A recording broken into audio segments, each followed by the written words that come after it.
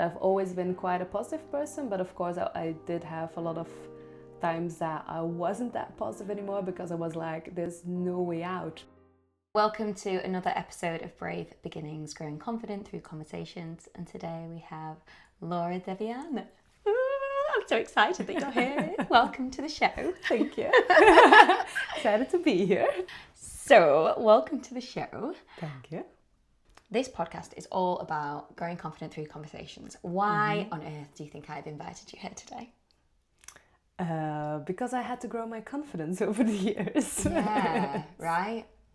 So first of all, let's introduce you. So you're from Belgium, an acupuncturist, a physiotherapist, a hypnotherapist, Yes. an energy healer. Can we say that? Yeah, you can say that. Yes. Have I missed anything else out? No, that's all. And what was your story into, cause to have your own business and to be all of these different amazing healers and coaches, that takes confidence, right? What was your story? I think the biggest thing was I always wanted to be like something to help people. So that was always something when I was little I wanted to do. And I started with physiotherapy. And then I've noticed that a lot of the things that we are doing and also like the rehabilitation, it went way better when people had a good mindset. So someone told me like, would hypnotherapy be something for you? And I was like, no, this is not for me. So because I thought like it's so woo-woo and I don't believe in that. But I was intrigued. So I was like, I'm going to look it up. And then I started to follow courses and I was like, oh, this is quite interesting. So the more that I got to know it, the more that I had to practice it, also on other people, on myself, and the more I saw the results, I was like, oh yes, this is it. So how did you go from a place of this is woo-woo and out there to, yeah, I'm going to do this? Because I was intrigued. And when I'm intrigued, I start to look things up and I start to follow courses. And it was even after a few courses even that I was like, oh, this really works. Because I had to experience it for myself. And then I start believing it because people can say anything. If they say like, it works, I'm like, yeah, does it? So when I started experiencing it and when I started seeing the results of my own clients, I was like, okay, this works. And then I started doing it as a job. First, I just started doing it with friends and family, and those anyone are not you could the get best. your hands on. Those are not always the best subjects because they are not always open for the hypnotherapy in the beginning. Now they are open for it, most of them. But it was quite interesting, yes. And there is an element of that. The person needs to be open. Yeah, indeed. So they don't need to be like, okay, I totally believe in this and I know this will work for me, but they need to be like, I'm open for it and I'm willing to try it. And that's enough. Right. Because most people still don't know what hypnotherapy is and they're like, okay, but I don't want to walk around like a chicken or like a monkey. And because most people have that in their head. That's hypnotherapy from the shows that they've seen and things like that. So I mostly have to explain that to people. So what is hypnotherapy? Hypnotherapy is actually a state where you're like super focused. So most of the people still hear everything that I'm saying. So it's not that you're out. Yes, some people are like completely out, but it's like 3 to 4% of the people. So most people are really there. They hear everything that you say. They are aware of everything that happens. And so that gives them a little bit more peace of mind. It's like, okay, I know what's happening. It's not that I don't know what's going on. So it's that hyper-focused state, like super focused. And because you're in a state that you're actually in contact with your subconscious mind, so you can break those vicious circles, you can break habits, you can introduce new habits, you can work with limiting beliefs and stuff like that. So you're just actually working with the subconscious mind, and most of the things are happening in the subconscious mind. So it's 95% of everything that we do is subconsciously. So that is what I love about hypnotherapy. It's like really going to the root of the case of what's going on, and then you work with that, and the results are way quicker than that you only have to do it consciously. Wow. And you said before you had to experience it. Can you talk us through that? What was your experience of hypnosis? I'm thinking about the beginning. What did I? So when I studied hypnosis, I went through a period that my health wasn't really the best.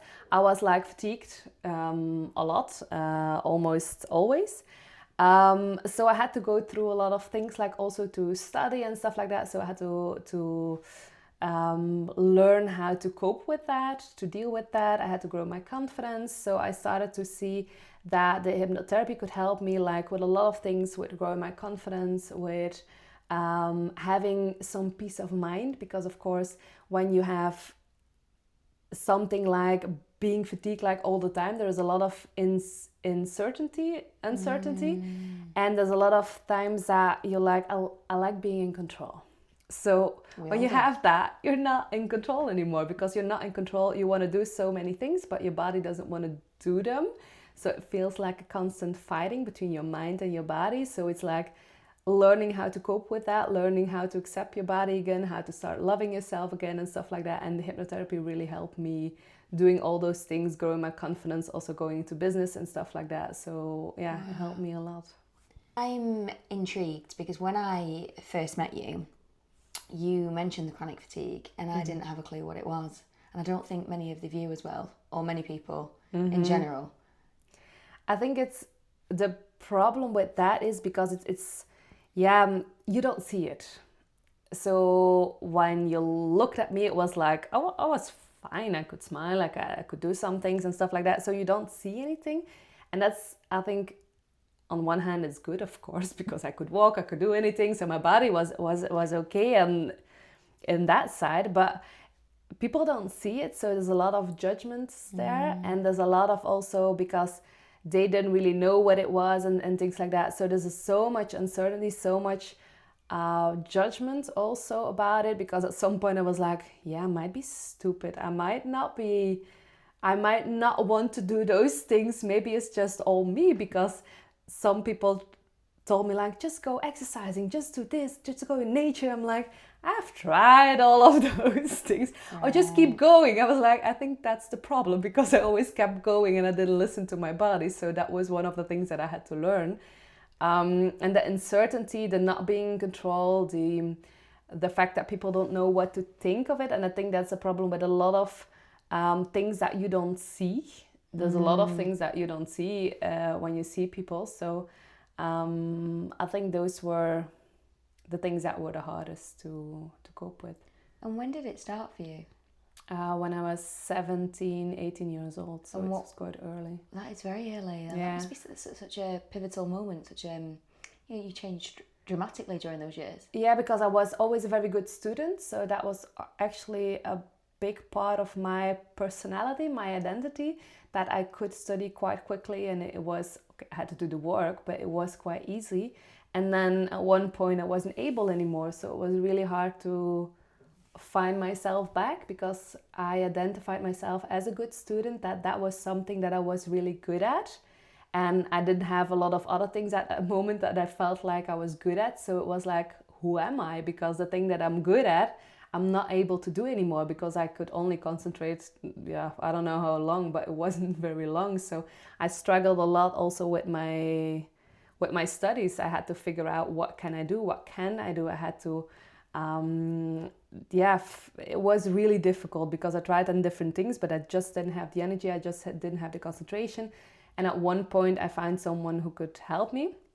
So then my energy started to come back. I started to get healthier and stuff like that. And that was an amazing feeling, to feel like you can do things again, and your body wants to do things again. And that felt really good. There's so much here that I want to explore, because straight away so many questions are coming up. So initially at 17, what happened? I started to be very tired. I noticed that like going out was difficult, like going to school was difficult, like a whole day at school was like, I wasn't able to do that anymore. And I was like, wow, what's going on? It's just going to school. It's something that I love to do, and that was actually quite fine, because I could study. It was not that I didn't have the capacity to study. So that was really strange. It must have been so confusing. Yeah, I think the whole thing was very confusing. Yeah. So there was the fatigue. Did you have a mood change or anything like that, or?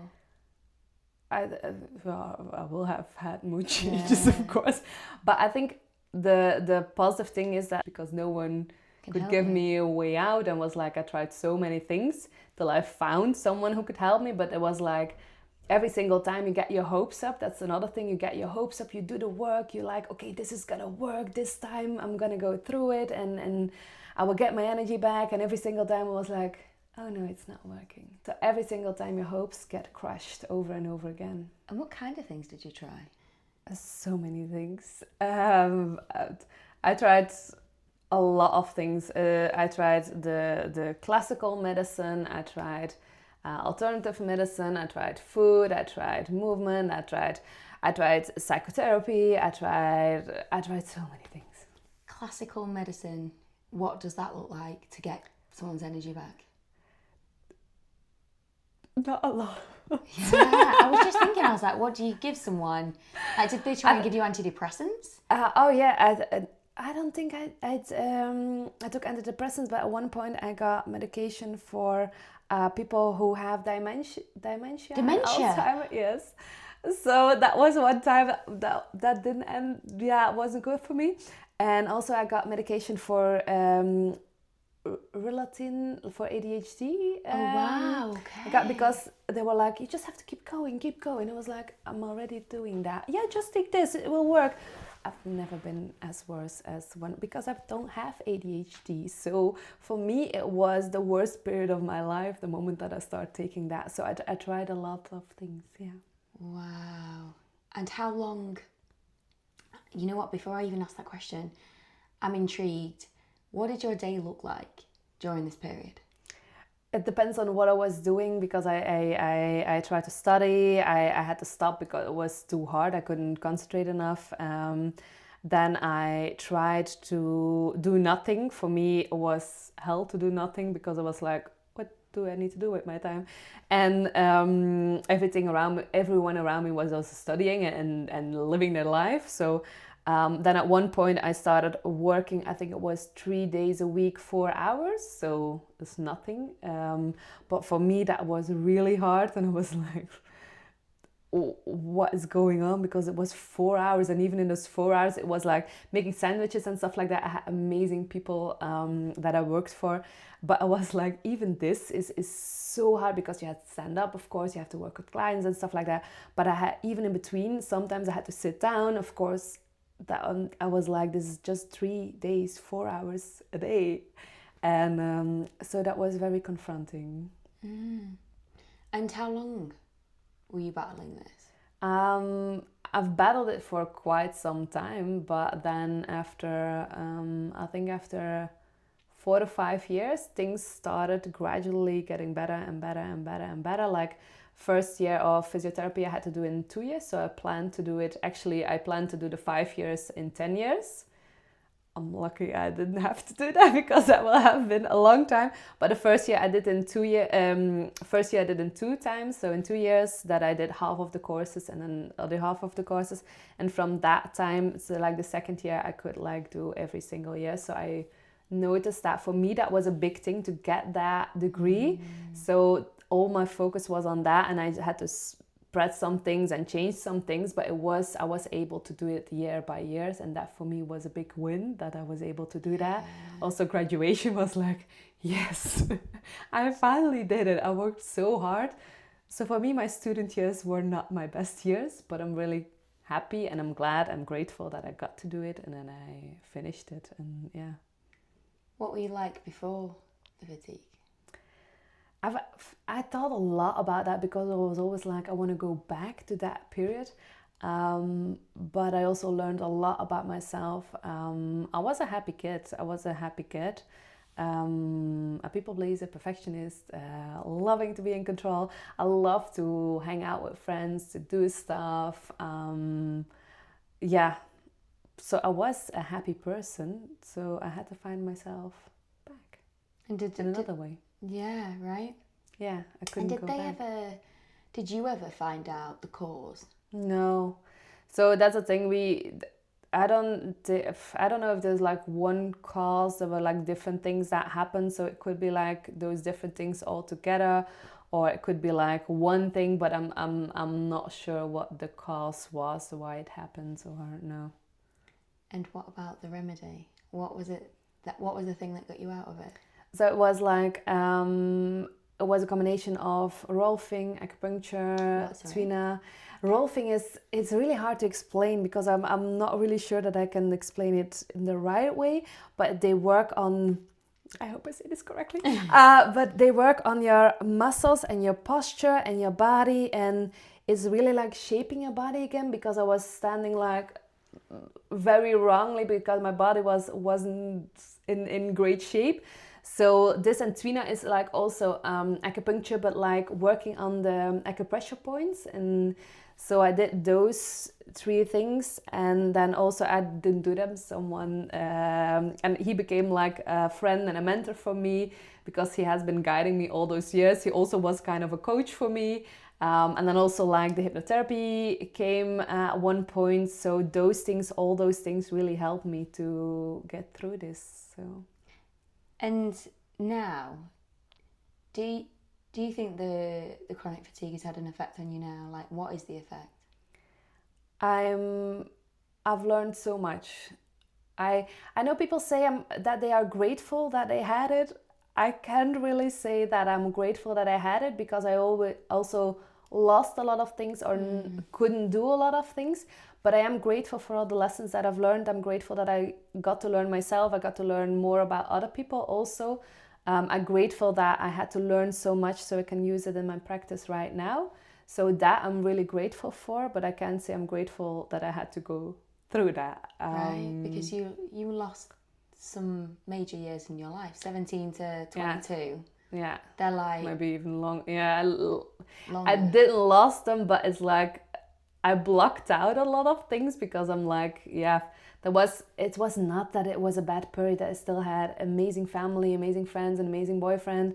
But I couldn't do so many things. So it was like, yeah, you see all your friends doing all those things and you're not able to do that. I graduated way later than a lot of my friends because in the beginning years, I just couldn't do it. So yeah, it wasn't the best period, but I got out of it stronger and learned a lot, and I can help other people. I have lots of understanding now for other people, because I don't know if I didn't had to go through that, if I would have that understanding for people who are going through the same thing. Because if you haven't been through it, you don't know how it feels, or that it's possible that you want to do things but your body doesn't want to do things. So it helped me a lot also. So it must have felt back then that you were getting left behind.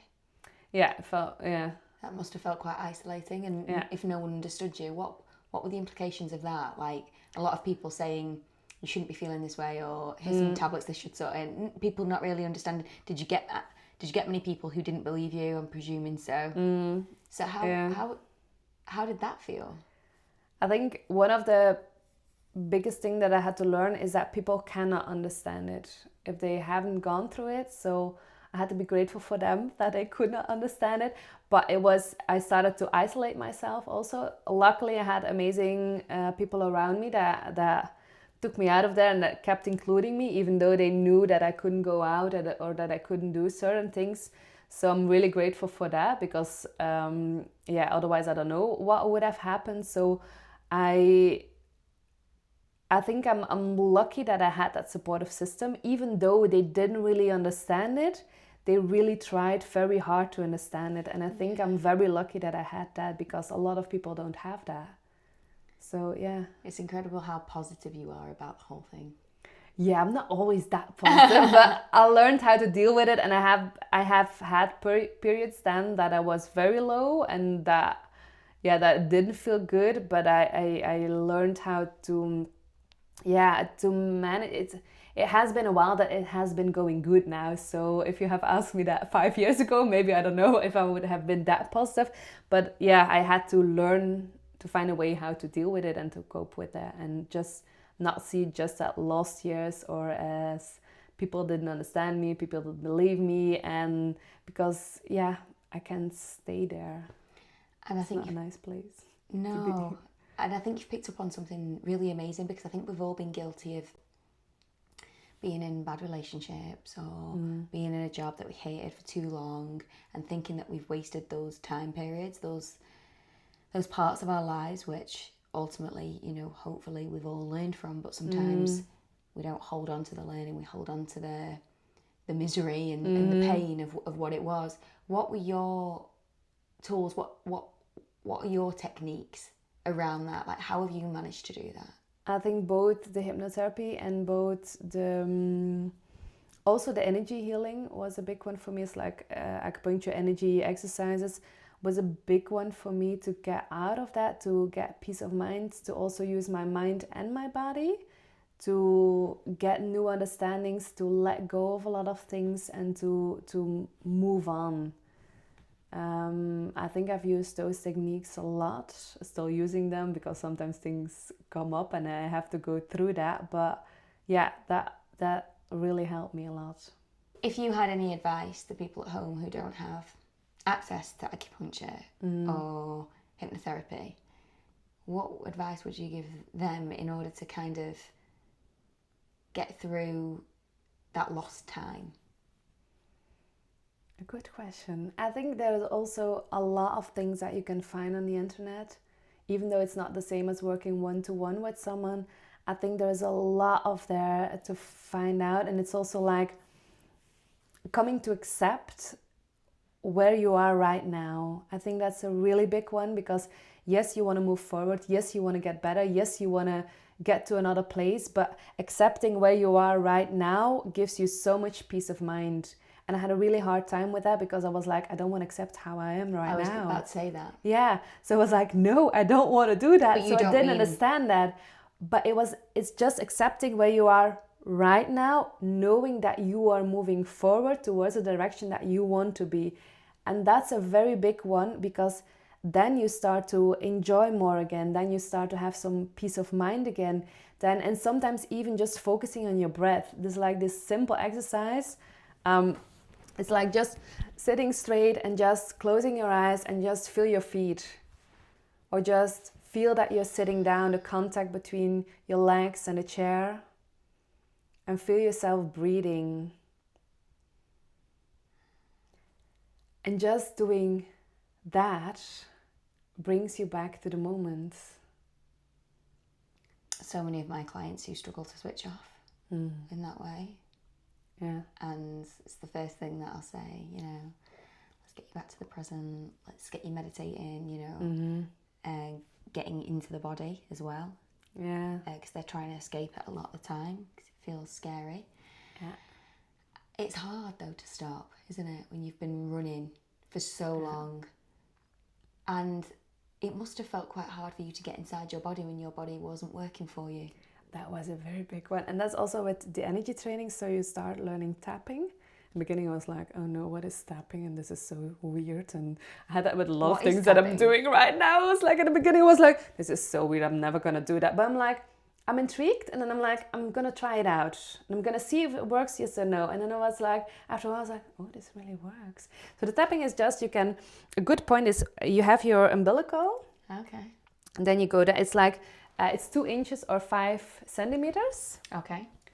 And then you go down. Yeah. And then you start to tap there. And you just close your eyes. And you just close your eyes, move your head side to side. And breathe in through your nose. Breathe out through your mouth. And that's a good place because it's connected to your brain. And it's also an energy center. And every time that your thoughts are getting away, you're thinking about things, every time you come back to that space where you're tapping. And you can also do it on your chest. I'm going to be careful with the mic, but like tap on your chest.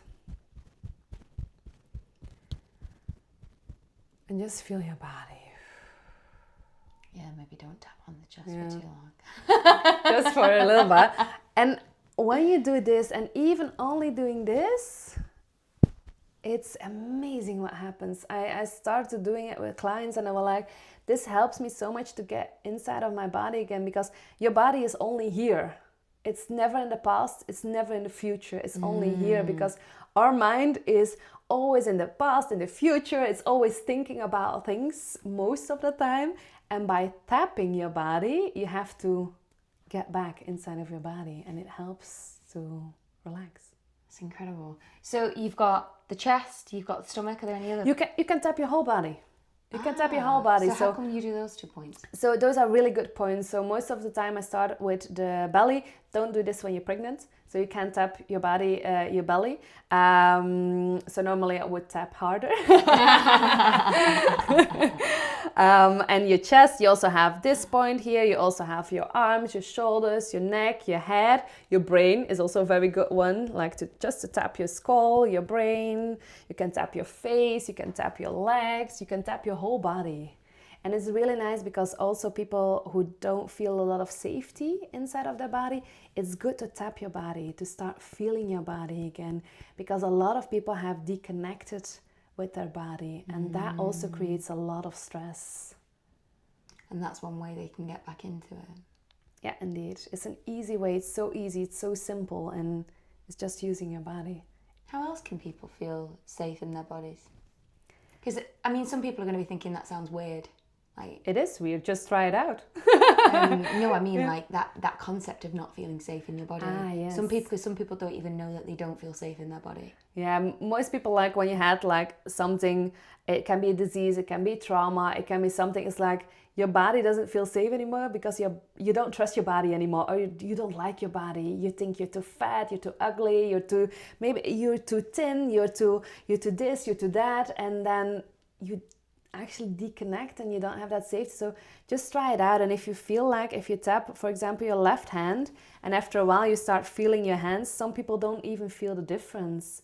So then it's really important to start doing that, to start feeling your body again, because if you don't feel safe in your body, it's really hard to have peace of mind, because the only place actually where you can find it is within.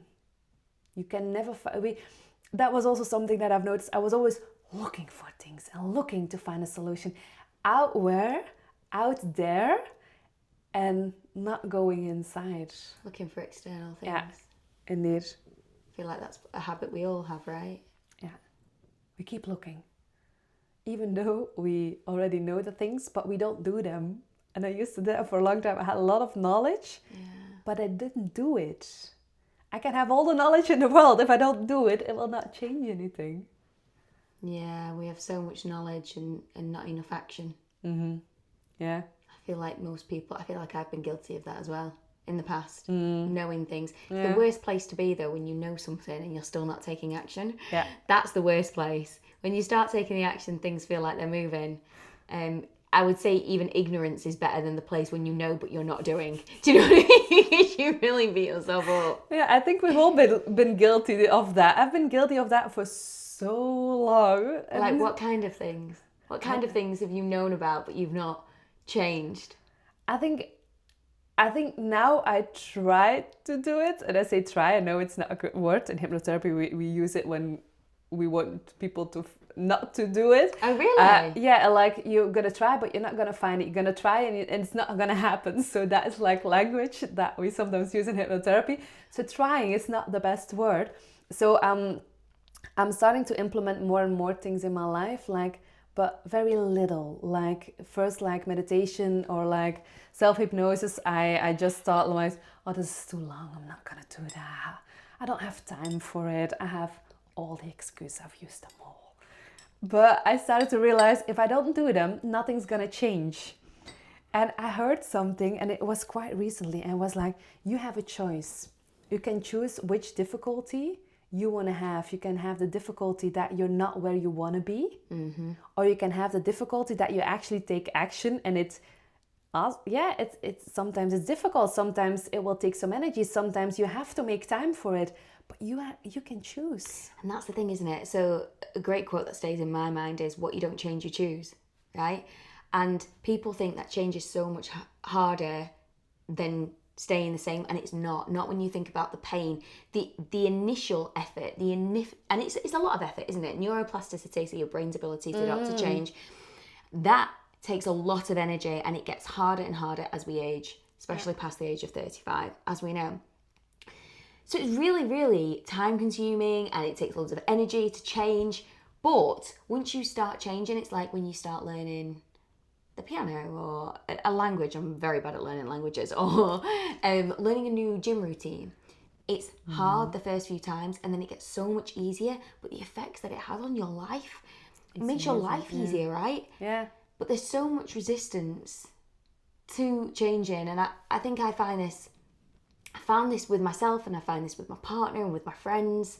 Why is that? Why do we struggle? We know what we need to do. We know what we want, but we really struggle to take the action required to get through that initial hard bit. Because as soon as you get through that initial hard bit, it's easy. It's easier. Well, it's easier. It's easier because sometimes there are still moments that I'm like, I don't want to do this. And then I don't do it, and I feel like... Why do we self-sabotage like that? Why do we not even start? Because it's comfortable. Staying in the place, even But if it's you're not not, though. happy. Not No, but your long-term. subconscious mind is comfortable there because it's safe. Your subconscious mind is still in the space of, like, I don't know how many years ago, like hundreds of years ago, where you had to have a tribe and you couldn't go outside because otherwise you might have been eaten by a lion. And our subconscious mind wants to keep us safe. So everything that we know is safe. Every new thing is unsafe because we don't know how we will react. And also our identity. We don't know who we will be when we change things. How important do you think it is on focusing on your self-image and who you think you are in order to get the changes that you desire in action? Because I think it's a big one, yeah. That's a huge thing for me. Like, I remember thinking I wanted to write my book, and I was like, I'm not a writer. And I was like, I'm labeling myself as not a writer. This is the self-image that I have. And as soon as I started to say to myself, I am a writer, I'm going to write for 2 hours every day. Yeah. I'm a writer. And I just started to do the 2 hours every day. I got the book finished, right? Mm-hmm. But if I had kind of kept that mindset of I'm not a writer, I'd have felt like an imposter. It would have never got done. I would have never prioritised it because my self-image didn't align with who I wanted to be. Yeah. So how important is that when you're working with your clients? I think very important. And it also reminded me when you said that about something that that you told me during one of our coaching sessions. Because what was a really hard thing was when you had like the fatigue and you couldn't go over your boundaries over and over again, you had to listen to your body. One of the things was I was afraid to do too much, to fall back in, and every single time I felt something, I was like, oh no, what did I do? And I focused on the problem. I focused on the things that weren't working. And one of the things you said, what if you just can do that? And I was like, no, I can't do that. I know I cannot do that because I will fall back into... So it created a fear, this cycle. Yes. I remember that actually, this cycle of if I do too much, my body will let me down again, like it did in the past. I did too much, it let me down in the past. So I need to control what I can do. And it's this feeling, isn't it, of I know what is possible for me, but you don't. Mm-hmm. And that's a really hard thing to switch. How do you remain curious with yourself when history has told you something else? Yeah. It's the same in relationships. How do you remain open and curious about love when you've been burnt in the past and you felt your heart break? It's just step by step, and it's being confronted with the fact that you're doing it again, and then okay, we're gonna work on focus on what I do want. I'm gonna do step by step. And for me it was listening to my body, still listening to my body, but also taking those new steps and not focusing on what is the problem, what is happening here, oh no, I don't want this, and then focusing on where I want to go, what I can do. And that sometimes even little steps, just taking like 2 minutes 3 times a day just to focus inward, just to calm down your nervous system, calm down your mind, and that already creates such a huge shift. I always say to my clients as well, I'm like, where are these thoughts coming from? Are they coming from a place of trust or fear? And that's what it is, isn't it? That's it's a nice like, one. Are we focusing on everything we have to lose, or are we focusing on trusting the process, everything that we have to gain, what's possible, being curious, being open, knowing that we're not always right. I don't always know what is right about me, and I'm trying to be as open and as curious in the areas that I want to be. Some areas I don't want to be open and curious, right? Some areas I like that control, I like the way they are, so I will stay rigid and not tangible. But in other areas, I am trying to be more open, to be more curious, and to not think that I'm right, and to not think that it has to be done in a certain way, and to try and explore. But you're right, that takes courage because it's uncertain. And it's scary. But what else can we do? Otherwise, we stay locked. We imprison ourselves. We just stay in the same prison over and over again, being unhappy. And every time I notice that, I keep complaining about the same thing over and over again. At one point, it's like, oh no, I've said this like so many times. Now I have to take action, because otherwise I'm just keep repeating myself. This is not working but I have to take action in order to change it. And that's something that we have to get over. And what helps is just link something positive to it. Just smile while you're doing it, or just put on some nice music, or just think about before you do it. What also helps for me is before I do it, I think about how amazing it will feel afterwards, how proud I will be of myself, or just also make a promise to myself. When I make a promise, I'm gonna do this every single day. Mostly I give myself 1 day off. That makes me happy. But I have like 1 day that I can say, okay, then I don't have to do it. And for me, that makes it doable. And just start with something small. Like for me, exercise is a big one. But that's tied to the fatigue, right? Yeah, and I've never liked to do it because when I was a child, when I exercised, I fell down, I broke something. Exercise has never been my best friend. You were a clumsy child. Yes. So that's one that I'm still working on. I've worked on so many things, but like the exercise, like recently I said, like just walking for me right now will be enough. And I made a promise to myself, and I felt like, oh, I haven't done it today. Okay, I will have to go because I made that promise to myself, and I only get 1 day off a week. But having also that 1 day off, for me, it feels like, but then you're linking like release and positivity to the day that you don't do it. So in my mind, where my head's going, if I was coaching you, I would be, how can you have that and that release and that amazing feeling while doing the thing that you know is really good for your body and stuff? So yeah, just listening to you then, I'm thinking, how can you reframe that? How can you... But it's also for me, it's a good point. So I will think about that. But for me, it's also like, otherwise I'm disappointed that I didn't do it like 1 day a week, like when you just don't have the time, or when you feel like so tired or something like that, and then I would be disappointed, like, oh no, I've not done it. And now it's like, it's okay, because I gave myself 1 day off. So if I'm not able to do it... But it's that word, 1 day off. Instead, potentially, I don't know, maybe you could say to yourself, there's 1 day where it's an option. Yeah. That would be better. Right? Yes, that's an option. Good. Yeah. And there's no expectation. We were talking about expectations today, weren't we? And that's quite an interesting conversation that we were talking about today, about expectations and how we feel that expectations can make you miserable. They can make you miserable. And how we can lower our expectations and ultimately be happier. And I was saying, I think the difficulty is that people think, oh, I lower my expectations of other people and I let go, then they're just going to shit all over me. And then we started talking about the importance of boundaries and how you can have no expectations, but you can have boundaries and you can have a voice and asserting yourself. And that's just brought all that up. How good are you at having boundaries and asserting yourself? Because you mentioned you were a people pleaser earlier. Yeah, I'm working on that every single day. I've gotten so much better, but it's a work in progress. And I think some things I'm okay with, that they might be a work in progress for a very long time, because every single time I will have new situations in my life where my body or life is telling me, you have to work on this. So I try to see it that way. When something happens that I didn't expect to happen, then it creates stress and it creates something. I'm like, I try to see it as, okay, what can I learn from this? Because apparently, if I want to reach my goal, I still have to learn something. And that's really interesting, because it gets more fun because it happens anyway. So when I see it that way, it's more fun to deal with it, even though it's not always fun to deal with it.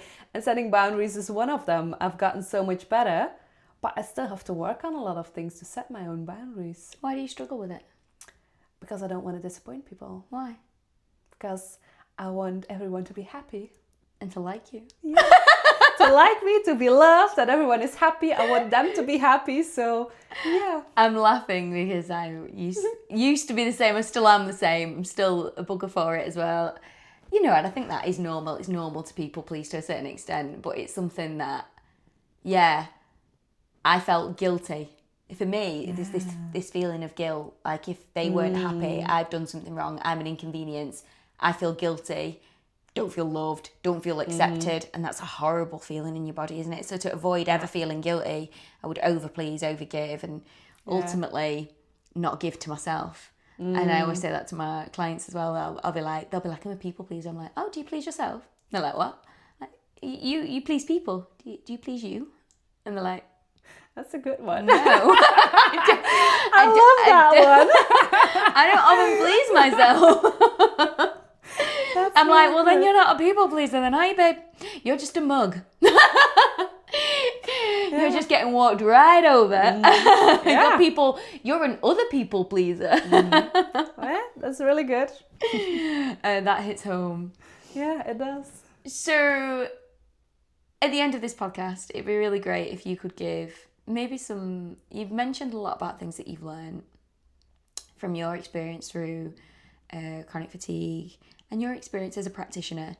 And if you had 3 things to help people navigate through life and get confident and lean into things that they want to lean into, what would your 3 things, your 3 pearls of wisdom be?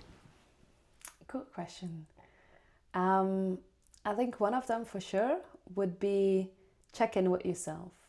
Like the 2 exercises that we did, like the breathing and the tapping, just do that even one time a day or like a few times a day, because that is so important, like to charge yourself up. And for me, that's a really big one. If I don't do it, I notice it. So that's a really big one. I think also, like we talked about, for me, it's like, don't expect what other people should do, or because I lost so much energy worrying about how other people will react to what I do, like with the boundaries and wanting to please people, and judgment. And I could think about things that I've done in the past for weeks and months. So I've lost so much energy worrying about all those things. And now I'm like, okay, did a disaster happen? No. Did someone get hurt? No. Can I learn something from this? Yes. What can I learn from this so next time this won't happen again? And this helps me so much because I can let go of what happened, and I have so much more energy because I'm not going over and over and over and over again for weeks and months for me. So that's a really big thing too. We don't talk about that, do we? The energy that it takes thinking about other people's judgment. Indeed. And I've noticed that because I didn't have a lot of energy. So when you don't have a lot of energy, you start to notice what takes your energy. Wow. So that's actually a good thing, that I start to notice what actually, where I lose my energy. And confidence takes energy, doesn't it? It takes energy to be confident, to lean in, to do the thing. But actually, to override. It takes less energy than worrying all the time. Oh God, yes. So sometimes it's just like taking the action and do it anyway, instead of staying stuck in the past and worrying all the time about it. Yeah, you were saying something earlier about how you'll try and, when you're wanting to do something or put in a new habit, you'll try and think about how you'll feel afterwards. I use discipline. So I'm walking and my mind might be saying, oh, I don't want to go to the gym, I can't be bothered, and there's just there's no argument in my head. Yeah. It might be going, but I'm not doing anything about it. Good. Like I'm just, the discipline is, this is what I'm doing. The counter to that is I've also had to learn to listen to my body, because you know me, I used to be someone who would train every day, would be really strict on themselves, didn't really show myself a lot of compassion and self-care. I even went to the gym and trained once on like codeine, like, you know, because for me, the aesthetics and putting myself through that was more important than actually being really kind to myself. So now I have to listen to myself. Like today I was going to go to the gym, but I listened to myself and my body, and I was like, no, today it doesn't want that. It doesn't need that. It would like a stretch, but it doesn't want to go to the gym. It's not in that stage. So I'm going to listen to it. I think that's so important as well. What's your third thing? I think my third thing is, and it leans into that, it's like, don't break every promise to yourself. Because I used to have the habit like saying that I would do something and not doing it after all. And I was like, oh, but that's okay. But then you create a habit and your subconscious mind is like, oh yeah, you promise yourself, but you're not going to do it. And you start to procrastinate and you don't trust yourself. And so I make like these little promises. I start with something little because I know when it's something little, I can do it. Yeah. It's something little like 1 or 2 minutes a day. I can do that. And then you start to build up on top of that so you don't break your promises over and over again to yourself. I think that's such a big one. It's something that I've noticed with my clients who lack confidence and struggle with their self-esteem. They don't trust their ability to follow through. Yeah. And that's because repeated experience has taught them that they don't. Yeah. So you have to be so mindful with the things that you say that you're going to do. Even if it's a small thing like what you said, like today I'm going to do my washing, or today I'm going to, if you make that promise to yourself, try and stick to it. Absolutely. I totally hear you. Wow. Thank you so much for today. Thank you for having me. It's been lovely having you on. And yeah, good luck with everything. You're having a baby. Yes. Congratulations, we can say, because this will air in a good few weeks later. Before we go then, how are you managing your energy whilst pregnant? I'm learning so much. I'm learning so much to let go of control. I'm learning so much. You keep talking about let go of control. Yeah, because right now it's even... I was going to say it's even worse. No, it's not even worse. But I have to do that even more than I used to do. I was like, oh, I'm really good at letting go of control. And now I'm like, you are not that good at letting go of control. Now there's so much uncertainty, so many things that you can't, you don't know what to expect. You don't know what will happen. So I'm learning even more and more to let go of control. I'm learning more like to tune in more inside. I'm like, it's not only me that I'm responsible for, but also for this baby. So it's easier to commit to things because I'm like, I'm not only doing it for me, but also for my baby. Yeah. So I start to take even better care for myself. I start to do more things that I know are good for the both of us. So yeah, it's gonna be so interesting. But I'm in a place where I know I can handle it. That I know whatever will happen, I can handle it. It will not always be easy. But this is exactly what I was about to say, because I always say this to my clients. I'm like, self-trust is linked to needing to be in control. Like if you have a high self-trust, if you know that you can deal with anything that comes your way, you don't need to control everything. Yeah. Because you know, regardless of the outcome, you're going to be perfectly fine. Mm-hmm. You're not, like what you said, you're not going to die. There's not going to be, a huge disaster or something. You'll be okay. Yeah. And I think that's the important thing. Like if you know you're going to be okay, then it doesn't matter what happens. No, because you know you will find a way, even though it's not always easy. And we always do. Yeah, we always find a way. Yeah. And this is literally, I say this to every single one of my clients. I'm like, you have always found a way. What makes you think this time will be any different? And that's also self-confidence, knowing that you will grow, not that you become weaker. Yeah. So it's a really nice thing to have that trust in yourself. Well, thank you so much. Thank you. Good luck with everything with the baby. Thank you. We'll have you back on when you're a mother. That will be interesting. And that will be you can tell us all about how the baby is draining you of your energy or giving you loads of energy, right? Yeah, who knows? We don't know. And thank you for having me. It was such amazing. Thank you. Thank you. And thank you so much for watching. If you like this episode, please feel free to like, share and subscribe. Have a beautiful day.